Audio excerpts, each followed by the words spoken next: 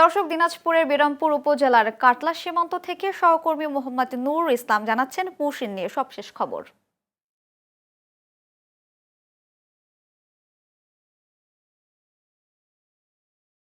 জি lima, এই মুহূর্তে আমি অবস্থান করছি দিনাজপুরের বিরামপুর উপজেলার কাটলা সীমান্তের ভাইগড় যে বিওপি আছে, সেই ভাইগড় বিএপির আন্ডারে যে খেয়ার মাহমুদপুর গ্রাম আছে, আমরা কিন্তু এখানে অবস্থান করছি।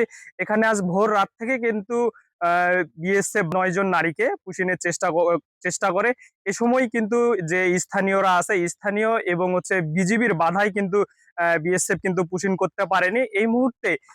আপনারা যেমনটি দেখছেন, এই মুহূর্তে কিন্তু আহ, যে 9 জনকে পুষিনের চেষ্টা করেছে তারা কিন্তু বাংলাদেশ সীমান্ত থেকে ভারতের 10 গজ ভিতরে রয়েছেন। এখন কিন্তু যে পিলার রয়েছে বাংলাদেশের সীমান্তে, যে পিলারটি রয়েছে 291 সাব পিলার 20S, এই সীমান্তে কিন্তু বিজিবি কিন্তু বাংলাদেশে অবস্থান করছে এবং ভারতে কিন্তু বিএসএফ অবস্থান করছে।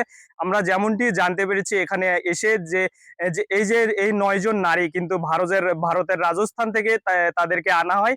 তারা বিভিন্ন জায়গায় কাজ করতেন বলেও আমরা জানতে পেরেছি এবং এখানে তারা কিন্তু এখনো শূন্য রেখায় অবস্থান করছে।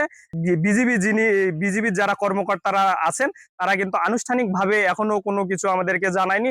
লিমা, এই ছিল আমার কাছে সর্বশেষ।